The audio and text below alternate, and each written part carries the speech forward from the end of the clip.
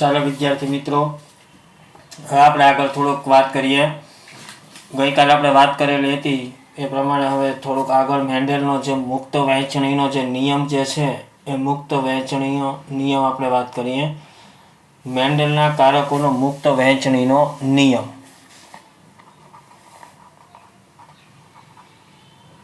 મેન્ડેલના કારકોનો મુક્ત વહેંચણીનો નિયમ. બરાબર. હવે આપણે વાત કરીએ મેન્ડેલના કારકોનો મુક્ત વહેંચણીનો નિયમ. મેન્ડેલે જે પ્રમાણે પ્રયોગ કરેલો હતો દ્વિસંકરણનો, એ આધારે આપણે મેન્ડેલના કારકના મુક્ત વહેંચણીના નિયમ ઉપર આપણે વાત કરવાના છીએ. તો આપ સૌ જાણો છો કે મેન્ડેલે જે દ્વિસંકરણનો પ્રયોગ કરેલો હતો, દ્વિસંકરણનો પ્રયોગ જે કરેલો હતો એ દ્વિસંકરણના પ્રયોગની અંદર આપણે બધાને ખબર છે કે પરિણામ આપણને 9:3:3:1 પ્રમાણમાં પરિણામ આપણને પ્રાપ્ત થયેલું હતું. એટલે કે આપણે જોઈએ તો ગોળ પીળા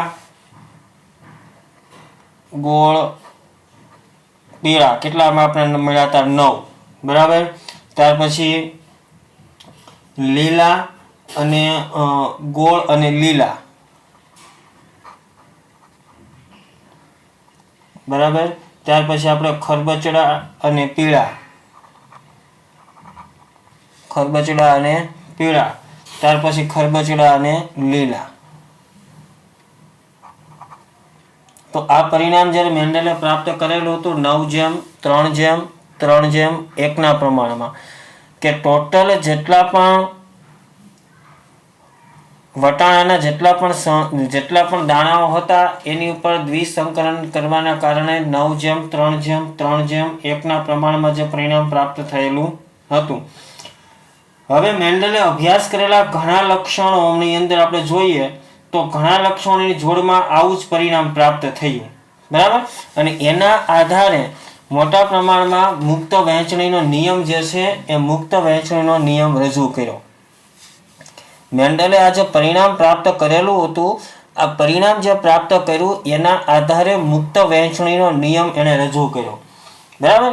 હવે નિયમ શું કહે છે તો સામાન્ય રીતે આપણે વાત કરીએ તો મુક્ત વહેંચણીનો નિયમ એવું કહેવા માંગે છે કે જ્યારે કોઈ સંકરણમાં લક્ષણોની બે જોડ સાથે વારસામાં આવે ત્યારે કોઈ એક જોડનું લક્ષણ બીજી જોડના લક્ષણથી સ્વતંત્ર રીતે વિશ્લેષણ પામે છે. બરાબર. એટલે શું કહે છે નિયમ કે જ્યારે કોઈ પણ સંકરણમાં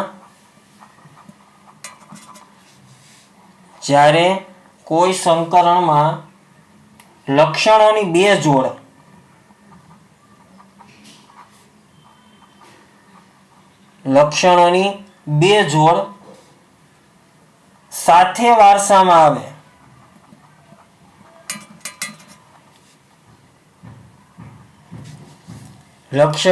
બે જોડ સાથે વારસામાં આવે, ત્યારે કોઈ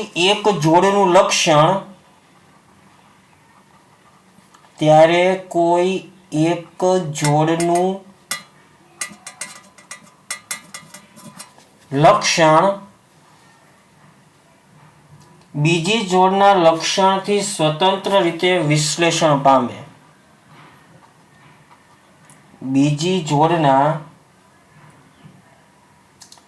લક્ષણથી સ્વતંત્ર રીતે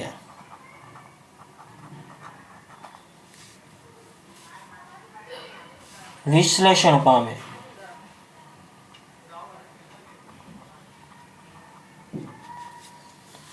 બરાબર. હવે આપણે જોઈએ દ્વિસંકરણ પ્રયોગની અંદર આપણે કેટલા 2 લક્ષણ લીધા હતા. કયા? તો એક તો એનો રંગ.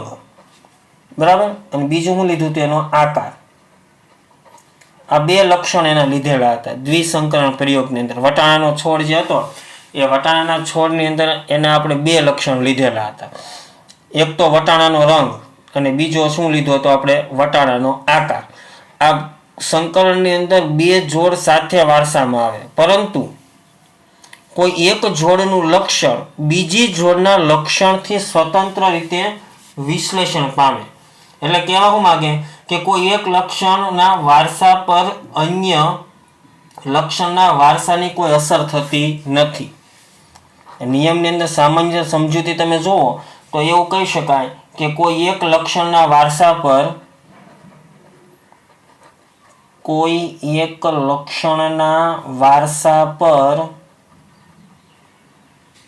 અન્ય લક્ષણના વારસાની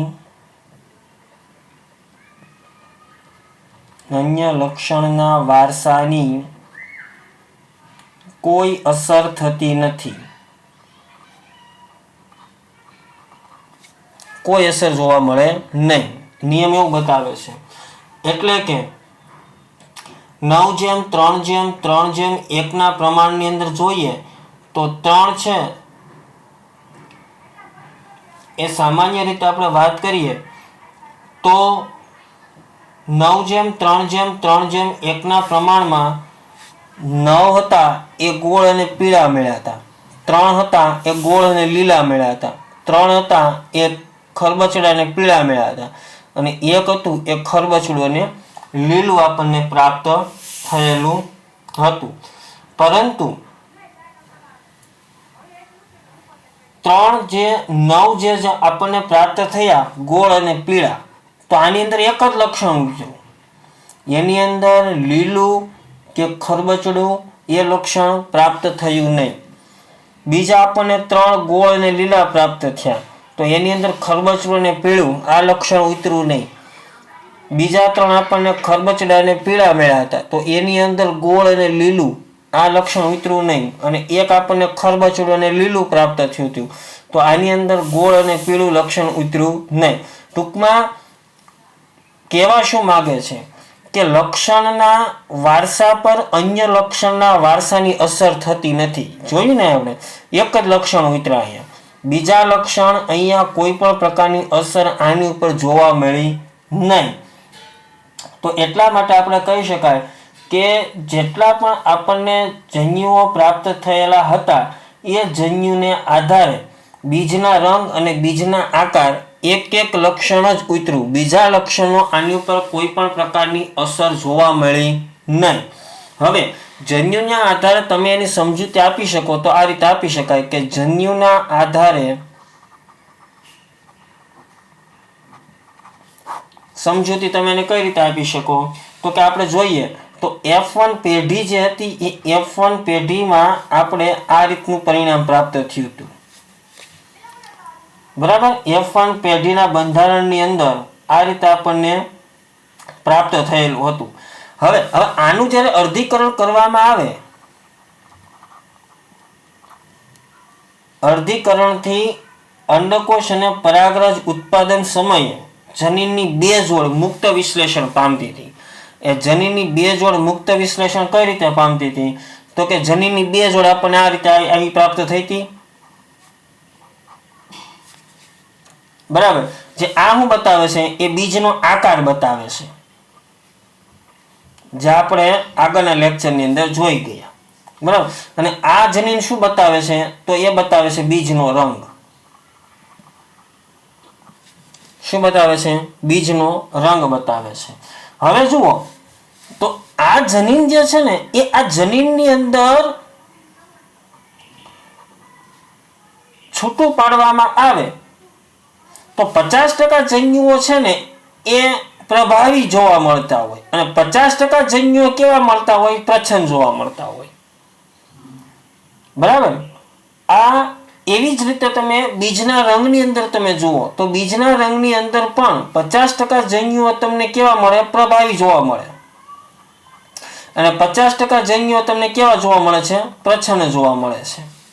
બરાબર, આ ઘટના જે છે ને એ બંને કેવી છે? એકબીજાથી કેવી? સ્વતંત્ર ઘટના કહેવાય. કેવી ઘટના છે? સ્વતંત્ર ઘટના છે. અને સ્વતંત્ર ઘટના હોવાના કારણે આ જન્યુઓ જે છે એ જન્યુઓ એકબીજાની અંદર વારસાગત રીતે ઉતરતા નથી. ખ્યાલ આવી ગયો? એટલે પરિણામે આપણે વાત કરીએ તો આના 4 અલગ અલગ પ્રકારની પરાગ તથા 4 અલગ અલગ પ્રકારના અંડકોષો આપણે બનાવી શકાય. દાખલા તરીકે હવે 4 જન્યુઓ કઈ રીતે બની શકે? તો જો આ રીતે આના 4 જન્યુઓ આપણે બનાવી શકાય. એક જન્યુ આનું લીધું, એક જન્યુ આનું લીધું, એટલે એક, વળી પાછું એક આનું લીધું, એક આ લીધું, આ બીજું, વળી પાછું એક જન્યુ આ લીધું, એક જન્યુ આ લીધું, બરાબર, અને વળી પાછું એક જન્યુ આ લીધું, એક જન્યુ આ લીધું. તો આવા આપણે 4 જન્યુઓ પ્રાપ્ત થઈ શકે. બરાબર. આ ઘટના કેવી છે? એકબીજાથી સ્વતંત્ર ઘટનાઓ હોય. પ્રત્યેકની સંખ્યા કુલ જન્યુના 50% એટલે કે 1/4 હોય. કુલ જન્યુના 25% એટલે 1/4 ઘટના કહેવાય. અને આ જે ઘટના જે છે 4 નર અને 4 માદા આવા મળે. અને ત્યાર પછી આને આપણે વાત કરી હતી કે પુનેટ સ્ક્વેર, કે જે આપણે ગયા લેક્ચરની અંદર આપણે પુનેટ સ્ક્વેર ઉપર આધારિત રહી અને ત્યાર પછી આપણે એના 9:3:3 નું પ્રમાણ આપણે મેળવીશું. બરાબર, આ રીતે પુનેટ સ્ક્વેર કહેવાય. બરાબર, આ 4 જન્યુઓ નરના આ રીતે મળ્યા હતા, આ 4 જન્યુ માદાના આ રીતે મળ્યા હતા. આ 4 જન્યુઓના માધ્યમને કારણે આપણે 9:3:3 નું પરિણામ જે આપણને પ્રાપ્ત થયેલું હતું, આ એક જે પરિણામ પ્રાપ્ત થયું એ પ્રમાણે આ પરિણામને આધીન પ્રત્યેક જનીન જે છે એ પ્રત્યેક જનીન એકબીજાથી કેવી ઘટના કહેવાય? સ્વતંત્ર ઘટના હતી. અને સ્વતંત્ર ઘટનાને કારણે આપણને પ્રભાવી અને પ્રચ્છન્નના કારણે જે 4 જન્યુઓ આપણને જે પ્રાપ્ત થયા એ આ પ્રમાણે ત્યાર પછી કામ આપી શકે. ખ્યાલ આવી ગયો? ચાલો હવે આપણે વાત કરીએ આગળ આનુવંશિકતાના રંગસૂત્રવાદની. હવે આનુવંશિકતાનો રંગસૂત્રવાદ કોને કહેવાય જોઈએ આપણે.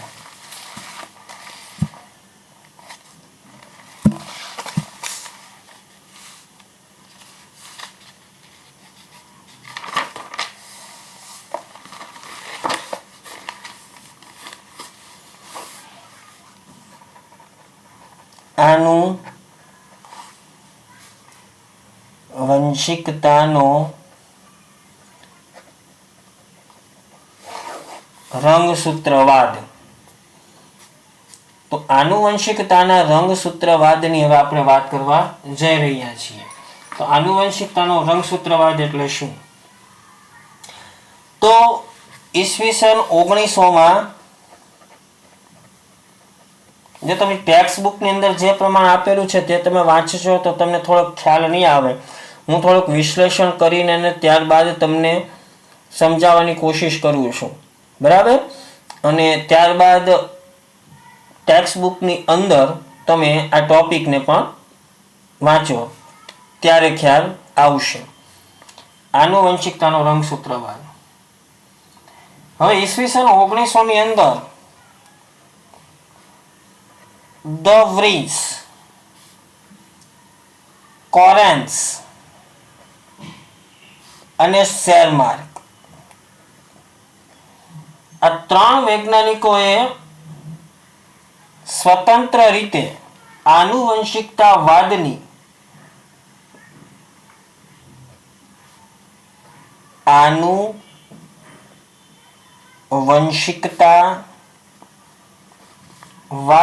થિયરી રજૂ કરી. બરાબર, આનુવંશિકતાવાદની જે થિયરી રજૂ કરી, પણ આ થિયરી જે છે એ મેન્ડલના પરિણામો પર, મેન્ડલે જે પરિણામો પ્રાપ્ત કરેલા હતા એ મેન્ડલના પરિણામો પર પુનઃ સંશોધન દ્વારા પ્રાપ્ત કરી. બરાબર, એટલે મેન્ડલે જે પરિણામ પ્રાપ્ત કરેલું હતું એ મેન્ડલના પરિણામ પર પુનઃ સંશોધન કરીને ઈસવીસન 1900 ની અંદર ધ વ્રીન્સ, કોરેન્સ અને શેરમાર્ક આ 3 વૈજ્ઞાનિકોએ આનુવંશિકતાવાદની થિયરી રજૂ કરી. અને આનુવંશિકતાવાદની થિયરી રજૂ કરી એણે વિવિધ પ્રકારના સૂચનો કર્યા. હવે સામાન્ય રીતે આપણે વાત કરીએ તો 1900 ની અંદર, ઈસવીસન 1900 ની અંદર માઇક્રોસ્કોપ જે છે એ માઇક્રોસ્કોપ ટેકનિક પદ્ધતિ થવાથી કોષ વિભાજનનો અભ્યાસ કેવો બન્યો? શક્ય બન્યો. ઈસવીસન 1900 ની અંદર મેન્ડલે જે પરિણામ પ્રાપ્ત કરેલા હતા એ સમયની અંદર માઇક્રોસ્કોપ ને એવું હતું નહીં, પરંતુ 1900 ની અંદર માઇક્રોસ્કોપની શોધ થઈ. બરાબર. માઇક્રોસ્કોપની અંદર આપણે જોઈ શકીએ છીએ તો કે કોષ વિભાજનની ક્રિયા તમે સરળતાથી જોઈ શકો છો, અને કોષ વિભાજનની પ્રક્રિયાથી આનો અભ્યાસ કેવો બન્યો? એકદમ સરળ બન્યો. પરિણામે શું થયું ખબર? રંગસૂત્રની શોધ થઈ. રંગસૂત્રની શું થઈ? શોધ શક્ય બની. રંગસૂત્રની શોધ થઈ. રંગસૂત્રો એટલે કે રંગકાય. હવે રંગસૂત્રની શોધ થઈ એના ઉપર આ થિયરી રજૂ કરી. હવે કઈ રીતે તો જોઈએ તો કોષ કેન્દ્રમાં આવેલી એવી સંરચના છે કે કોષ વિભાજન પહેલા સ્વયંજનન પામે, જેને રંગકાય તરીકે ઓળખવામાં આવે. હવે રંગસૂત્ર તમે ચેપ્ટર નંબર 10 ની અંદર ભણી ગયેલા છો. બરાબર. હવે રંગસૂત્ર જે છે તો રંગસૂત્ર એટલે કે એને રંગકાય પણ કહેવાય. બરાબર. હવે આ રચના ક્યાં આવેલી હોય તો કે કોષ કેન્દ્રની અંદર આવેલી રચના છે. ક્યાં આવેલી રચના છે તો કે કોષ કેન્દ્રની અંદર આવેલી રચના છે.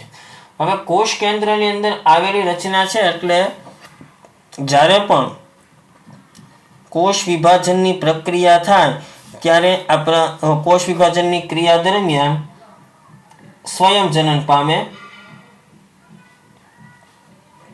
કોષ વિભાજનની ક્રિયા દરમિયાન સ્વયંજનન પામે, અને સ્વયંજનન પામ્યા બાદ તેનું વિભાજન પણ થાય. બરાબર. તો તમે આ કોષ વિભાજનની પ્રક્રિયા તો તમે ચેપ્ટર નંબર 8 અને ચેપ્ટર નંબર 10 ની અંદર ભણી ચૂકેલા છો, ધોરણ 11 ની અંદર. ખ્યાલ આવ્યો? તો એની અંદર તમે જોતા હતા તો કે પૂર્વાવસ્થા, ભાજનાવસ્થા, ભાજનોત્તરાવસ્થા, અંત્યાવસ્થા. તો એવી રીતે અર્ધીકરણની અંદર પણ તમે જોયેલું હતું. તો કોષ વિભાજનની પ્રક્રિયા જ્યારે થાય ત્યારે કોષ વિભાજનની પ્રક્રિયા દરમિયાન પ્રત્યેક રંગસૂત્રનું શું થાય? સ્વયંજનન થાય. સ્વયંજનન થયા બાદ તેનું વિભાજન પણ થઈ જાય. ખ્યાલ આવ્યો? હવે ઈસવીસન 1902 માં અર્ધીકરણ દરમિયાન રંગસૂત્રની હલનચલનની ગતિનું કઈ રીતે થાય એ પણ જ્ઞાન પ્રાપ્ત થયું. ઈસવીસન 1902 માં જો આવા નીટમાં બધા પ્રશ્નો પૂછાશે, બરાબર, એટલે રંગસૂત્રની હલનચલન ગતિનું જ્ઞાન પણ પ્રાપ્ત થઈ ચૂક્યું. બરાબર. એ સમયગાળા દરમિયાન મોટા પ્રમાણની અંદર વાત કરીએ તો વોલ્ટર શટન અને થિયોડોર બાઉરી, આ બે વૈજ્ઞાનિકો કયા તો કે વોલ્ટર શટન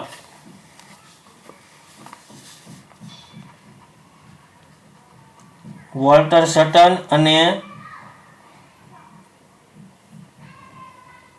થિયોડોર બાઉરી, આ બે વૈજ્ઞાનિકો જે હતા, આ બે વૈજ્ઞાનિકોએ રંગસૂત્રનો વ્યવહાર જનીનના વ્યવહાર જેવો જ છે એવું અવલોકન કર્યું. શું કર્યું તો કે રંગસૂત્રોનો વ્યવહાર જનીનો જેવો જ છે, જનીન જેવો જ છે એવું એને આ બંને વૈજ્ઞાનિકોએ જ્ઞાન પ્રાપ્ત થયું. આ બંને વૈજ્ઞાનિકોએ એની શોધ કરી, અને ત્યાર પછી મેન્ડલના નિયમોને રંગસૂત્રની હલનચલનની ગતિવિધિ દ્વારા સમજાવ્યા. બરાબર. આ બંને વૈજ્ઞાનિકોએ ત્યારબાદ મેન્ડલે જે પરિણામ પ્રાપ્ત કર્યું હતું એ મેન્ડલના તમામે તમામ કોષ વિભાજનની પ્રક્રિયા દરમિયાન રંગસૂત્રની હલનચલનની ગતિવિધિ કેવી થાય, બરાબર, એ વર્તણૂકને આધારે સમજાવ્યું. હવે બીજું એણે કી કર્યું કે મેન્ડલના નિયમોને રંગસૂત્રની હલનચલનની ગતિવિધિ દ્વારા સમજાવ્યા હતા. બરાબર.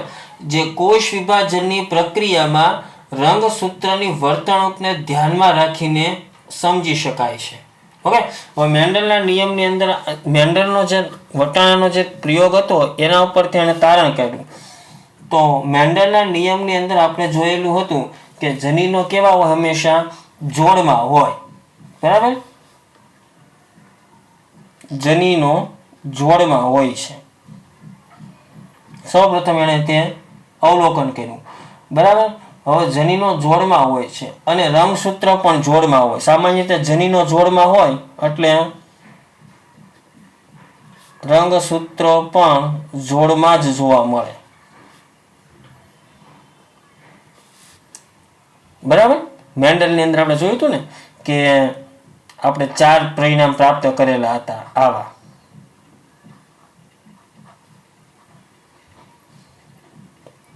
આપણે કેટલા પરિણામ પ્રાપ્ત કરેલા હતા? 4 પરિણામ પ્રાપ્ત કરેલા હતા. તો પ્રત્યેક પરિણામને જો પ્રત્યેક જનીન કેવા છે? જોડમાં છે. હવે જનીન જોડમાં હોય તો રંગસૂત્ર પણ કેવા હોય છે? જોડમાં જોવા મળે છે. હવે એક વસ્તુ યાદ રાખજો મિત્રો, જનીનોની એક જોડના બંને અલેલ સમજાત રંગસૂત્ર પર સમજાત સ્થાને જ આવેલા હોય. બરાબર. પ્રત્યેક બંને અલેલ એટલે કારકો. આ એક અલેલ કહેવાય, કારકો. બરાબર. તો પ્રત્યેક જનીનની એક જોડમાં, ફોર એક્ઝામ્પલ તરીકે હું જનીનની એક જોડ લઈ લઉં છું. આ એક જોડ મેં લીધી. બરાબર. બંને અલેલ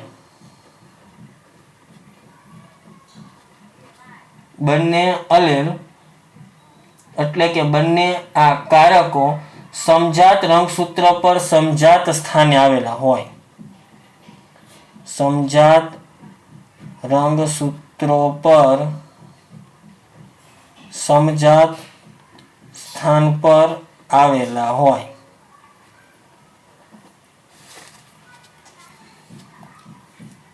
સમજાત રંગસૂત્ર પર સમજાત સ્થાને આવેલા હોય.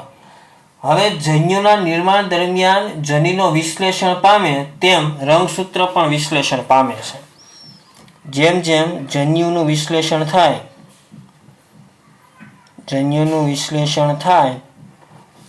તેમ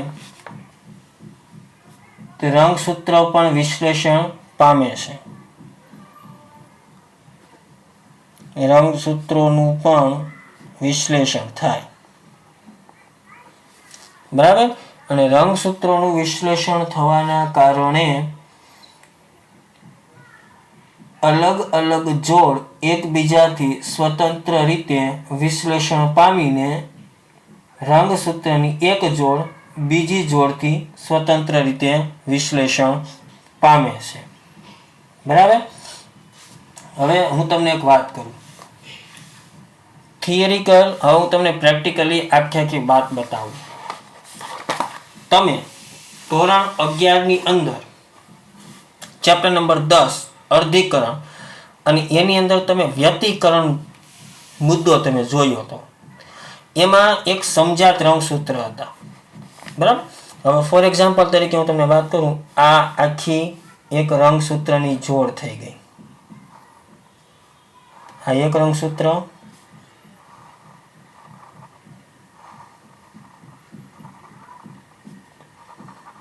આ બીજું રંગસૂત્ર. બરાબર. આ રંગસૂત્રિકા કહેવાય. બંને મળે એટલે રંગસૂત્ર કહેવાય. બરાબર. હવે આ શું થઈ ગયેલું? હવે તમે ચેપ્ટર નંબર 10 ની અંદર તમે અર્ધીકરણ 1 ની અંદર પૂર્વાવસ્થા 1 માં પહેલી અવસ્થા લેપ્ટોટીન, ઝાયગોટીન, પેકેટીન આવી અવસ્થાઓ વિશે તમે વાત કરી હતી. તો સમજાત એટલે શરૂઆત જ્યારે થાય, વિશ્લેષણની જ્યારે શરૂઆત થાય ત્યારે પ્રત્યેક રંગસૂત્ર પોતાને અનુરૂપ જોડી બનાવે, જેને સમજાત રંગસૂત્ર કહેવાય. બરાબર. આને શું કહેવાય? સમજાત રંગસૂત્ર. પોતાની લંબાઈને અનુરૂપ જોડીઓ બનાવવા માંડે. હવે આ પ્રક્રિયા જે છે એ પ્રક્રિયા ધીમે ધીમે આગળ વધતી જાય. હવે હું તમને એક વાત કરું, તે કોઈ પણ અર્ધીકરણની ક્રિયા જે છે એ અર્ધીકરણ 1 ની ક્રિયા પહેલા કોઈ પણ પ્રકારના કોષની અંદર પહેલો તબક્કો જે આવતો હોય, આંતરાવસ્થાનો તબક્કો આવે. બરાબર. એ આંતરાવસ્થાના તબક્કામાં તમે જોઈ લેલું હતું, 3 ભાગ આવે: G1, G2 અને S. ગેપ 1, ગેપ 2 અને S તબક્કો. બરાબર. અને એ પછી એ અર્ધીકરણ 1 માં જાય. અર્ધીકરણ 1 ની અંદર કેટલી અવસ્થા હતી? 4 અવસ્થા હતી. પૂર્વાવસ્થા 1, બાજનાવસ્થા 1, બાજનોત્તરાવસ્થા 1 અને અંત્યાવસ્થા 1. બરાબર. તો આપણે સૌપ્રથમ આ બંને સમજાત રંગસૂત્ર જીવન તબક્કાની અંદર હોય ત્યાર પછી G2 તબક્કાની અંદર જાય. G2 તબક્કાની અંદર એટલે ગેપ 2 ની અંદર જ્યારે દાખલ થાય હવે અને ત્યાર પછી સિન્થેસિસ તબક્કામાં જાય એટલે S તબક્કામાં જાય. જીવન કે સાથ G2 પૂરું થાય એટલે આ કોષ જે છે એ અર્ધીકરણ 1 એટલે પૂર્વાવસ્થા 1 ની અંદર પ્રવેશ કરે. પૂર્વાવસ્થા 1 ની અંદર પ્રવેશ કરે એટલે સૌપ્રથમ બધા જ પ્રકારના રંગસૂત્ર જે છે એ રંગસૂત્ર પોતાને અનુરૂપ રંગસૂત્રની આવી જોડીઓ બનાવે. રંગસૂત્રની આવી જોડીઓ બનાવે જેને સમજાત રંગસૂત્ર કહેવામાં આવે છે.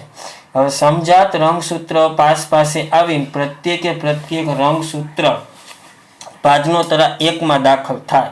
હવે ભાજનોત્તરા 1 ની અંદર જ્યારે પણ દાખલ થાય ત્યારે સ્થિતિ આવી બને. સમજાત રંગસૂત્ર હોય ત્યારે સ્થિતિ આખી આવી બને.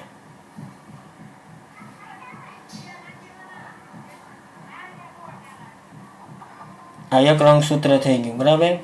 એવી જ રીતે બીજું રંગસૂત્ર અહીંયા પાસે આવેલું હોય.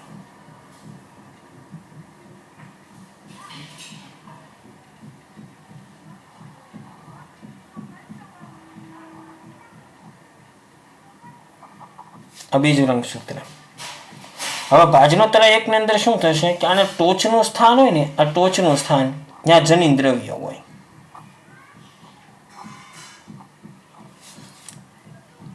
બરાબર. જનીન દ્રવ્ય આવેલું હોય. ભાજનોત્તરા 1 ની અંદર જ્યારે પ્રવેશ કરશે ને ત્યારે બધા જ એકબીજા સાથે વીંટળાઈ જશે. તમે નામ સાંભળ્યું હોય તો કે સ્વસ્તિક ચોકડીનું નિર્માણ કરે. કોનું નિર્માણ કરે? સ્વસ્તિક ચોકડીનું નિર્માણ કરે. બરાબર. સાયનેપ્સિસ એટલે સ્વસ્તિક ચોકડીનું નિર્માણ કરે. સ્વસ્તિક ચોકડીનું નિર્માણ કરે એટલે પ્રત્યેક આ રંગસૂત્ર એકબીજા સાથે જનીનોની શું કરી લે? આપ-લે કરી લે. જનીનોની આપ-લે કરી લે એટલે ભાજનોત્તરા અવસ્થા જેમ પૂર્ણ થાય એ ભાજનોત્તરા અવસ્થા પૂર્ણ થવાના કારણે ભાજનોત્તરા અવસ્થા અર્ધીકરણ 2 ની અંદર જ્યારે પ્રવેશ કરશે ત્યારે પ્રત્યેક આ જનીન છે ને એ આને આપી દે અને આ જનીન છે ને એ આને આપી દે એટલે જનીનોની શું થશે? અદલા બદલી. એટલે સ્વસ્તિક ચોકડી છે ને એ જનીનોની અદલા બદલી કરવા માટે ચોકડી નિર્માણ થાય. એટલે જનીનોની શું થાય? અદલા બદલી થાય.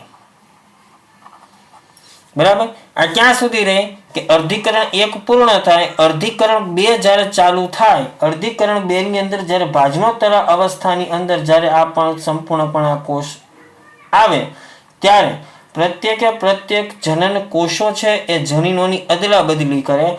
જનીનોની અદલા બદલી બાદ એ કોષ સમજાત રંગસૂત્રના સ્થાન પરથી છૂટા પડે છે. આ સમજાત રંગસૂત્ર જનીનોની અદલા બદલી અર્ધીકરણ પ્રક્રિયાની અંદર પૂર્ણ કરી ત્યાર પછી એ છૂટા પડે છે. તો આ પ્રમાણે પ્રક્રિયા આપણે જનીનોનું અથવા તો રંગસૂત્રનું શું થાય છે? વિશ્લેષણ થાય છે. બરાબર. અને વિશ્લેષણ થયા બાદ શટર અને બોવરીએ એવો તર્ક રજૂ કર્યો કે અર્ધીકરણની ક્રિયાની અંદર રંગસૂત્ર જોડ બનાવે છે અને અલગ થાય ત્યારે પોતાની સાથે કારકોને લઈ જાય છે. આ કારકો છે. બરાબર. તો શટર અને બોવરી આ બંને વૈજ્ઞાનિકોએ એવું જોયું, એવો તર્ક રજૂ કર્યો કે અર્ધીકરણની ક્રિયાની અંદર રંગસૂત્ર જોડ બનાવે છે. રંગસૂત્ર શું? જોડ બનાવે. બરાબર. અને અલગ થાય ત્યારે કારકોને સાથે લઈ જાય. શું કરે? કારકોને સાથે લઈ જાય છે. એટલે શું? કારકોનું શું થઈ જાય? વિશ્લેષણ થાય.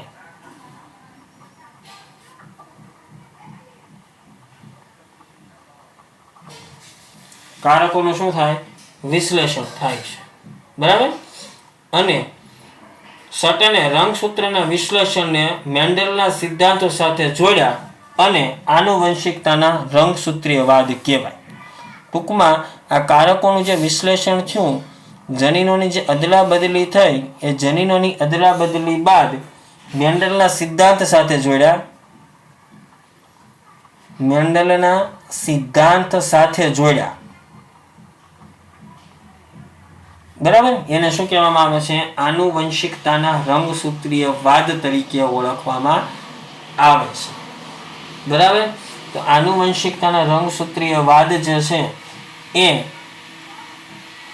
આ રીતે આપણે તેમને સમજાવી શકાય. ખ્યાલ આવ્યો? આ જ વસ્તુ તમને ટેક્સ્ટબુકની અંદર આપેલી છે, પણ આ સરળતાથી તમારા ધ્યાનમાં આવે એ પ્રમાણે મેં તમને આ વાત કરી. બીજી વસ્તુ આપણે વાત કરીએ કે મોટા પ્રમાણની અંદર જોઈએ તો આ પ્રકારની પ્રક્રિયાના આધારે કોઈ પણ પ્રકારના કારકો જે છે એ કારકોની અંદર સ્વતંત્ર રીતે આ બધા જ કારકો એકબીજા સાથે ક્રિયા અથવા કાર્ય કરી શકે અને એના કારણે આ પ્રકારનું તમને પરિણામ પ્રાપ્ત થાય. હવે બીજું એક વસ્તુ છે કે 1865 રજૂ થયેલો હતો મેન્ડલનો સંશોધન પત્ર, એટલે કે મેન્ડલના નિયમો. પરંતુ ઈસવીસન 1900 સુધી અજાણ રહ્યા. શા માટે? હવે કારણ પૂછાય તમને કે 1865 ની અંદર મેન્ડલનો નિયમ તો મળ્યો હતો, પણ એ 1900 સુધી અજાણ હતો. શું કામ? તેના કારણો છે. પહેલું કારણ એવું હતું કે એ સમયની અંદર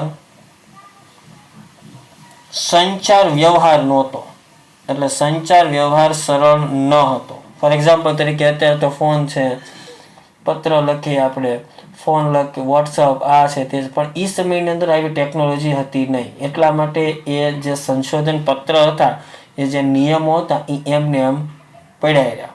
બીજું એક કારણ એ હતું કે લક્ષણોની અભિવ્યક્તિનું નિયંત્રણ કારકો દ્વારા થાય, આ વિચારો ત્યાંના અથવા તો તે સમયના વૈજ્ઞાનિકોને મંજૂર નહોતા, બરાબર. એટલે લક્ષણોને આધારે લક્ષણોની અભિવ્યક્તિ કારકો દ્વારા થાય, એ શોધ જે કરેલી હતી એ શોધ સમકાલીન વૈજ્ઞાનિકોને મંજૂર નહોતી. સમકાલીન વૈજ્ઞાનિકોને મંજૂર નહોતી, બરાબર. આનું બીજું કારણ હતું. ત્રીજું કારણ શું હતું? તો કે આંકડાકીય પૃથ્થકરણ જે છે એ આંકડાકીય પૃથ્થકરણ કરી વર્ણન કરતા આ અભિગમ તે દિવસમાં કેવો હતો? નવો હતો. એટલે આંકડાકીય માહિતી તે દિવસોમાં બધા માટે કેવી હતી? નવી હતી. એટલે લોકોએ તેનો સ્વીકાર કર્યો નહીં, બરાબર. બીજું, મેન્ડલ છે ને આની ભૌતિક સાબિતી નહોતી આપી શક્યા, ભૌતિક સાબિતી ન આપી શક્યા, જેના કારણે આ નિયમ કેવો રહ્યો હતો? અજાણ્યો હતો, બરાબર. બીજું, કારકોના સ્થાનની જાણકારી પણ નહોતી. કારકોના સ્થાનની જાણકારી નહોતી, તેના કારણે પણ આ નિયમ કેવો રહ્યો હતો? અજાણ્યો હતો, બરાબર. અને પ્રજનનની અંદર કોષ કેન્દ્રનો ફાળો શું છે તથા રંગસૂત્રની કોષ કેન્દ્રમાં હોય એવી જાણકારી મેન્ડલને નહોતી, બરાબર. પ્રજનનમાં કોષ કેન્દ્રનો ફાળો શું છે એની માહિતી એની પાસે નહોતી. અને બીજું, કોષ કેન્દ્રની અંદર રંગસૂત્ર હોય તેવી માહિતી પણ તેને મેન્ડલ પાસે હતી નહીં. તો આ અમુક એવા કારણો જે છે, આ અમુક કારણોના કારણે આ નિયમો 1865 શોધ તો થઈ, પરંતુ 1900 સુધી એ સમગ્ર કારણો શું રહ્યા? અજાણ રહ્યા. અને સમગ્ર કારણો અજાણ હોવાના કારણે આ પ્રત્યેક માહિતી જે છે એ માહિતી કેવી રહી? અજાણ રહી. બરાબર. અને આ અજાણ રહી એટલા માટે તે વિસ્તૃત રજૂ કરી શક્યા નહીં. ઓકે, તો મિત્રો આપણે અહીંયા સુધી રાખીએ. નેક્સ્ટ લેક્ચરની અંદર આપણે સહલગ્નતા અને પુનઃ સંયોજન વિશે ચર્ચા કરીશું.